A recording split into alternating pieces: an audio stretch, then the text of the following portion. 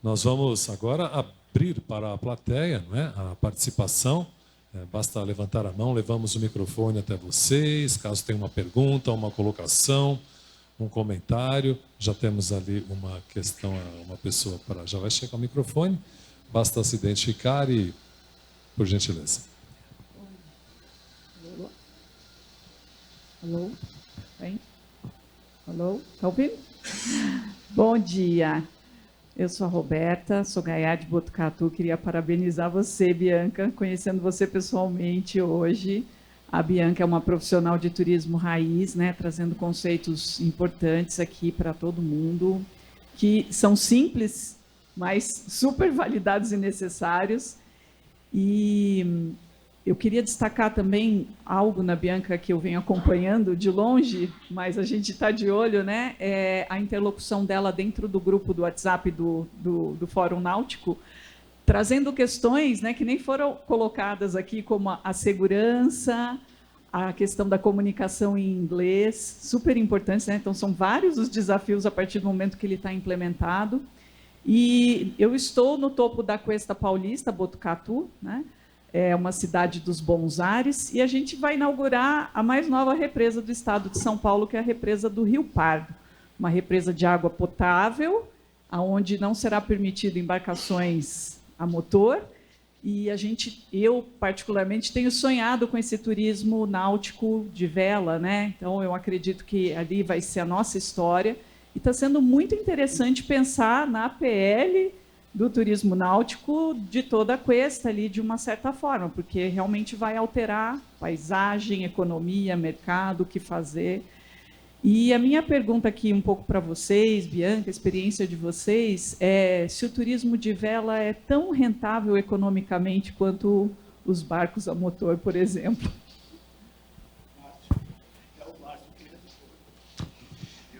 Bem, muito interessante, né? Essa represa de água potável, muito legal saber.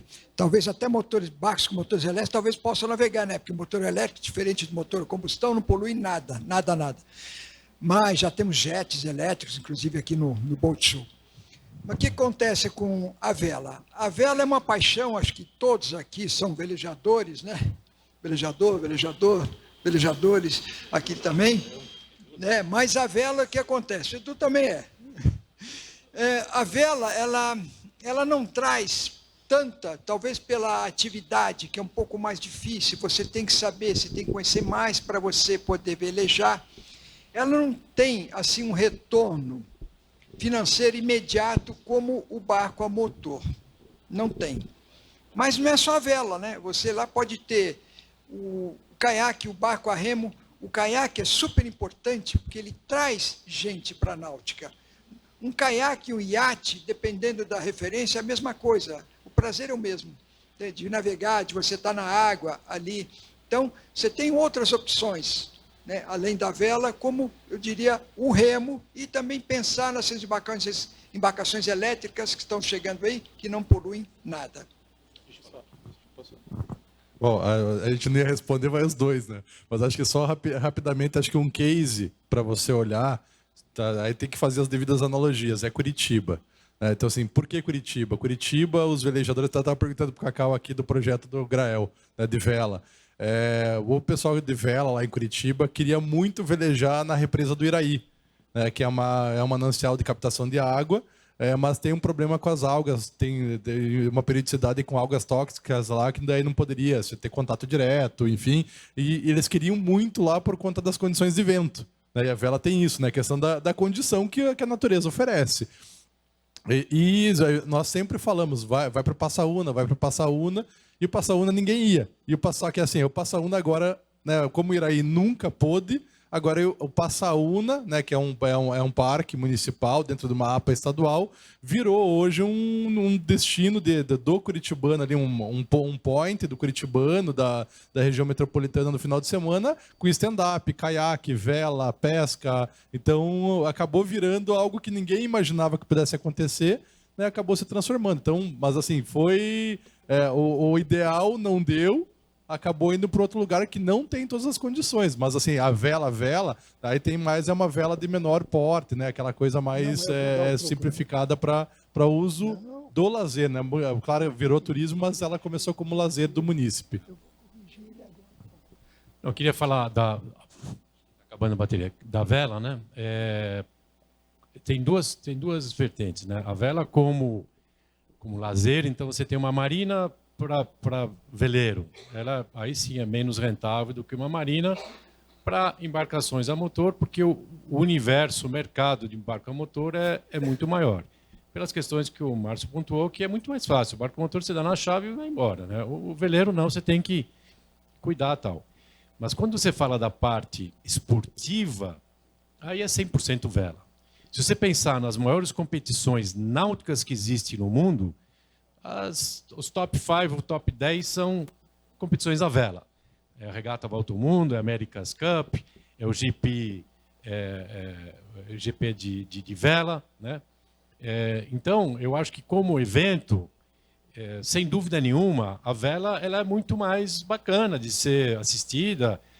São esportistas que estão lá, né, tripulações, então você pega um barco, sei lá, desde dupla até um barco um pouco maior.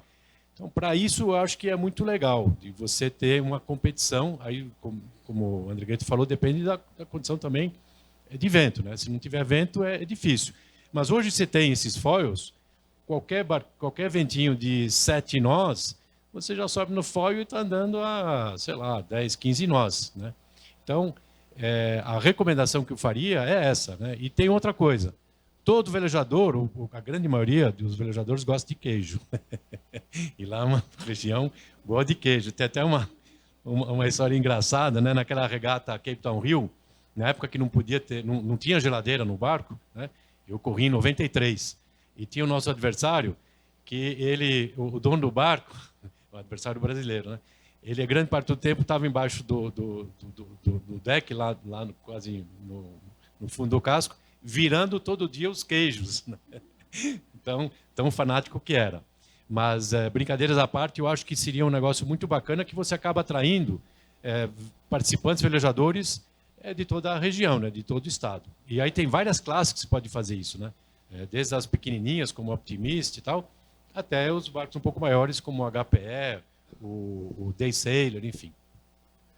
Só complementando o que o Márcio Dottori e o Cacau falaram, a vela, o que importa é a cultura náutica. Começar com a vela é muito mais fácil.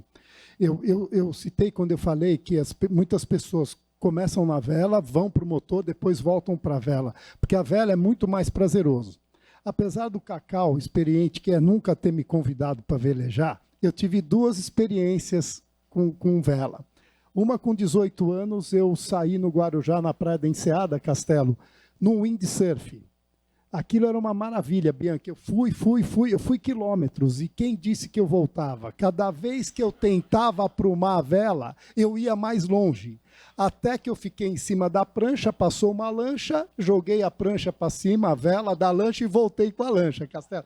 Aí levou 40 anos para eu velejar de novo. No Rio Boat Show do ano passado, eu estava indo para a Marina no Uber, estava encontrando o Lenilson, nosso diretor lá da Cobar, e recebo um telefonema. Coluna, onde você está? Estou chegando na Marina, vamos velejar. Eram 9 horas da manhã, Castelo. Entramos, eu levei o Lenilson junto, Bianca, ele não é muito chegado com a água assim, o Cacau sabe disso. Eu falei, Lenilson, vamos junto. Era para voltar ao meio-dia, o salão abria meio-dia, era no sábado. Nós voltamos às 8 da noite, eu fui no timão do barco, tinha pessoas experientes da turma do Eduardo Souza Ramos, de competição, aprendi tudo, não lembro os termos, Cacau, mas eu pilotei o veleiro das 8 da manhã às 8 da noite. Quando voltou, Cacau, não tinha vento. Aí nós ligamos ali o motor e viemos, e descemos na Marina. Então, pessoal, é aquela história, basta ter o contato. Então, essas 2 experiências, quem sabe o Cacau me convida para uma próxima. Vou lembrar para você uma coisa, o irmão do Torben Grael, que foi citado aqui, como...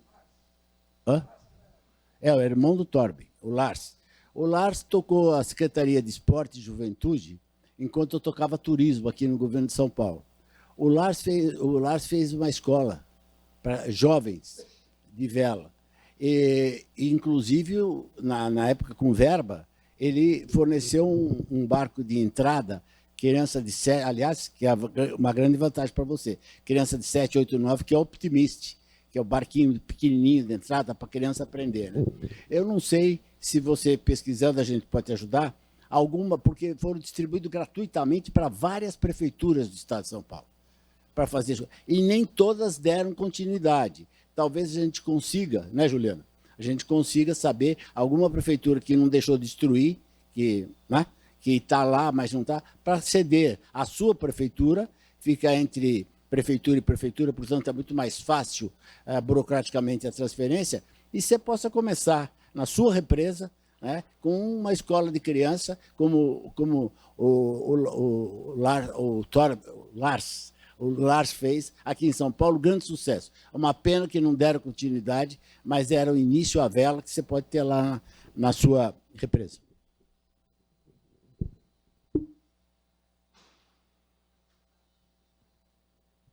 Tá ligado? Tá. Já fiquei com o microfone aqui. Bom, primeiro eu quero parabenizar a Bianca. Eu já ouvi ela falar trocentas vezes desde que ela entrou no Fórum Náutico, mas eu não canso. E, Bianca, eu queria saber se você vai disponibilizar, assim como o Cacau falou, porque a gente tem um projeto de turismo pedagógico lá em São Vicente e eu acho essencial esse teu vídeo. Foi muito didático. Até eu que fiz faculdade de turismo também sou turismóloga, fiquei, nossa, achei muito bacana. Assim, se tu puder disponibilizar isso, te agradeço. Quero também, em nome do Dr. Castelo Branco, parabenizar o trabalho de todos vocês. Falar que, Hernani, o Fórum fez muita coisa assim, eu acho que é uma das instâncias que eu participo, acho que desde 2016, que eu mais vejo dar resultado, que a gente não fica só na conversa, as câmaras trabalham, elas trazem os projetos são executados e muita coisa tem saído do papel. Então, é um dos poucos lugares que a gente participa de reuniões e não se cansa porque você vê que as ações vão ser efetivas mesmo, né? Muita gente com vontade querendo trabalhar. Agradecer também, Cacau, a minha citação que você fez a mim, muito obrigada. E falar que esse estudo que a gente desenvolveu tem servido, ironicamente, de subsídio para mim lá em São Vicente, para poder convencer o desenvolvimento da náutica lá na região também. Quero até apresentar para vocês, eu estou com a Lirian aqui, que é dona de marina lá em São Vicente, é presidente do nosso Conselho de Turismo. A gente está com tanto olhar para a náutica que a gente colocou a nossa presidente do Conselho de Turismo uma dona de marina, né? Já chamei muitos de vocês lá para São Vicente, o doutor Castelo já esteve lá, a Bianca, a Cacau também foi me ajudar a ver as questões de estrutura. E acho que era isso que eu queria falar, assim, parabenizar, falar que esse fórum sempre trouxe muito desenvolvimento para a náutica do nosso estado. E eu espero que a gente continue fazendo grandes trabalhos, atualizando os estudos, que eles são muito importantes para subsidiar a gente, né? E parabenizar, então, novamente vocês. Obrigada. Muito bem, gostaríamos... Tem mais uma questão? Mais uma questão, então, por favor. Oi, bom dia. Sou Kleber, secretário de Turismo de Penha, Santa Catarina. Estou aqui junto com o prefeito Aquiles, que será painelista hoje à tarde, e a secretária de Desenvolvimento Econômico, Camila. Bianca, tudo bom? Parabéns pela palestra, Hernani pelo evento. Você que navega por vários mares aí, São Sebastião, Ilhabela, a gente tem uma situação lá em Penha, a gente é uma grande colônia de pesca artesanal, né, e um histórico de navegação de mais de 300 anos, né?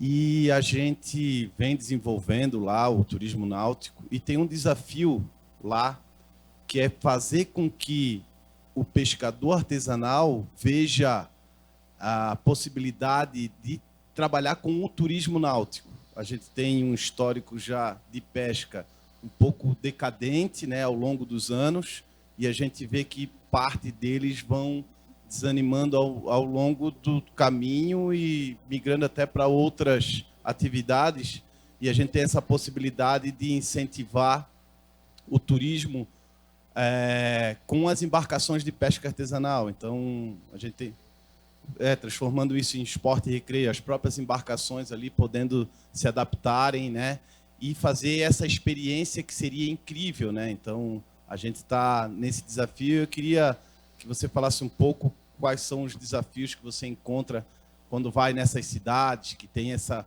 comunidade tradicional e fazer com que eles enxerguem isso como um grande negócio. Bom, você tem, acho que os dois turismos mais recentes, vamos dizer, em termos, e mais desafiadores, que é o turismo de base comunitária e o turismo náutico ali para desenvolver ao mesmo tempo, né? A gente tem tido muito debate sobre turismo de base comunitária. A minha irmã faz mestrado nessa área, em turismo, lá na Federal Fluminense, e exatamente nesse tema a gente discute muito, porque é um lugar que, se a comunidade não abraçar, se não for por um lado afetivo, né? Eu falei muito assim, não, turismo é dinheiro, a gente precisa falar de dinheiro.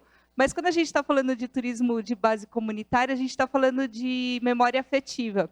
A gente está falando das pessoas quererem mostrar com orgulho a cultura delas. É completamente diferente. Assim, o dinheiro é, de fato, uma consequência, né?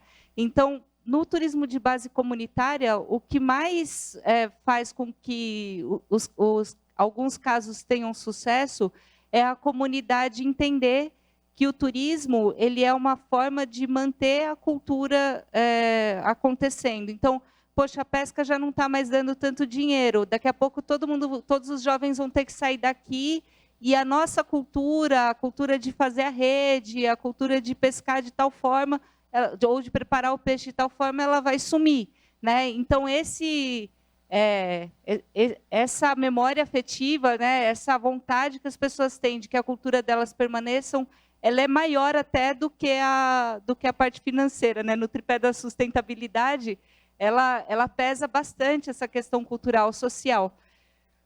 Lá em Ilhabela, nós tivemos um desafio com o turismo de base comunitária nas comunidades, que foi a habilitação náutica dos operadores. Eles são excelentes navegadores, né? Eles nasceram fazendo aquilo, mas aí você tem que colocar essa pessoa numa sala para fazer uma prova, numa sala de aula e tal, para poder fazer o MAC, para poder tirar o ESEP, para poder operar como ser habilitado como aquaviário para operar no turismo náutico.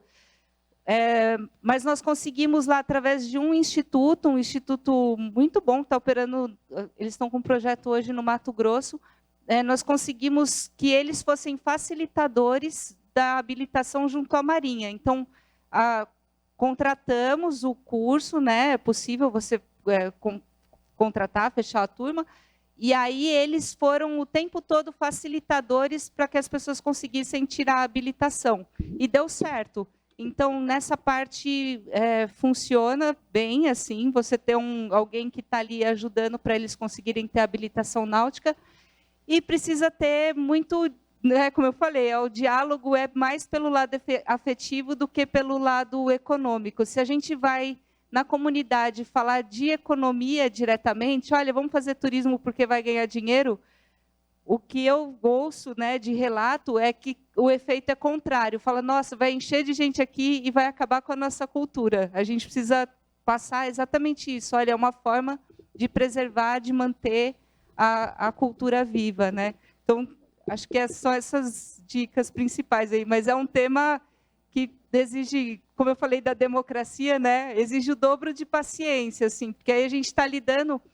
As comunidades tradicionais, eu não tinha esse entendimento antes de ir trabalhar em Ilhabela. Elas têm uma forma de pensar que é diferente da forma de pensar de quem está na cidade, né? Então, é um desafio essa interação e aprender a entender quais são as motivações e respeitar as motivações das comunidades. Mas, quando dá certo, dá muito certo. Tem projetos muito legais que eu posso te passar depois as referências. Então, eu queria só acrescentar uma coisa importante a isso, que essa pesca artesanal, né, essa atividade, como você falou, 300 anos, né, ela acrescenta um negócio que para mim é fundamental, que chama-se autenticidade. Então, uma pessoa que vai fazer um turismo náutico lá, ou mesmo de lazer, ele vai estar convivendo com pessoas que têm o sangue, tem água salgada correndo nas veias. Isso é fantástico para qualquer pessoa. E que, infelizmente, em vários lugares no mundo, você não encontra mais. Né? Que, para mim, é um outro grande destaque quando você navega na Baía de Todos os Santos, que você está lá num barco super moderno de fibra de carbono e você cruza com um saveiro de pena, indo para o mercado para levar o seu produto, sua safra. Né? Então, o que a Bianca falou, quando dá certo, dá muito certo. Você não citou em Ilhabela que tem um pier muito bacana lá, que atende de um lado, que é no clube, né, a coisa mais elitizada impossível, é o Yacht Clube de Ilhabela. Então, de um lado, é um pier que foi feito, e de um lado ele é usado pelo Yacht Clube, e do outro lado ele é usado pelos pescadores. E dá super certo. Então, o que aconteceu? Em terra, foi feito um entreposto lá, um mercado de peixe, fantástico para a população, inclusive para qualquer pessoa que navega, né, poder comprar o seu peixe fresco. Então, e eles estão super bem atendidos, porque é uma estrutura robusta, boa, que você embarca, desembarca o seu pescado em qualquer condição de tempo, e também, por outro lado, no Yacht Clube de Ilhabela. Então, é um exemplo bacana de que essas duas culturas, essas duas atividades convivem. Mas, acima de tudo, esse aspecto de autenticidade que traz para a prática da náutica ali no local. Conheço a Penha, tem um grande potencial. Estive lá naquele terreno lá que era do Beto Carreiro, hoje não sei mais se é dele, mas ali tem um potencial enorme, porque não só você tem um bom acesso de terra, mas você está perto de vários destinos náuticos no litoral.